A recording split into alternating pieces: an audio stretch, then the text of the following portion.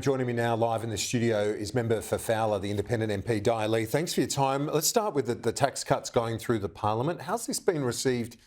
A broken promise, but helping more taxpayers. How's it received in your seat? Look, I mean, I did a very kind of quick polling on Instagram, and about 67% of the population support the stage 3 tax cut. So I think it's good that the government change their minds. I mean, last year when I was calling for this, the government wasn't going to move on it, but it is. But the problem for me, though, Kieran, is that it's not going to come into effect till the 1st of July. Now, what can we do now to address the cost of living, the soaring food costs in food, the soaring costs in rent, petrol prices, even tollways?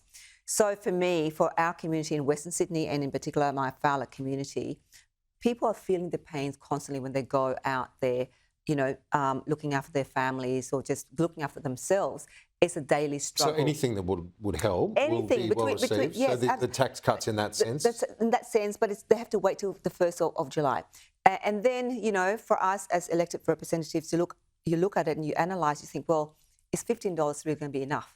Right? $15 really, what can you buy today for $15? Yes, people are probably appreciative that there is some money in the pocket, but that's not going to cover the cost of the hike in electricity prices, which we're all seeing, the hike in gas prices, the hike in food costs, the hike in rental accommodation. So those things, the government has to really look at policies to address those issues, the cost of living crisis. You were at the news conference with Andrew Wilkie and Bob Katter.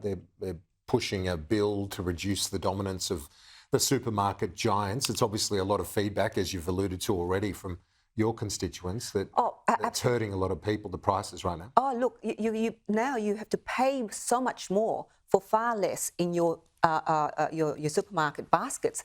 I don't know about you, Kieran, but when I go shopping now, I look for the price that's going to be 20% off for meat, for instance, minced meat, or for fruit and vegetables. You look for the sales because it's so out of reach for people to buy the cost that it is. The bill that the member for Kennedy and the member for Clarke was talking about was about reducing that dominance, but also at the same time addressing the fairness for producers. Well, they dressed up as pigs today. You don't see that every day. No, you don't. No, you don't. Pigs with their snouts in the trough is the way that they're describing the supermarket giants. Do you agree with that assessment? Look, I think I agree in terms of the money that supermarket giants are making from the food to ordinary Australians, ordinary day Australians who are really working so hard. And I have to tell you, my community in Fowler, the economic backbone of this country, is just struggling in working in manufacturing industry, working in retail, working in the front line, nurses, teachers, ambulance drivers, all of that.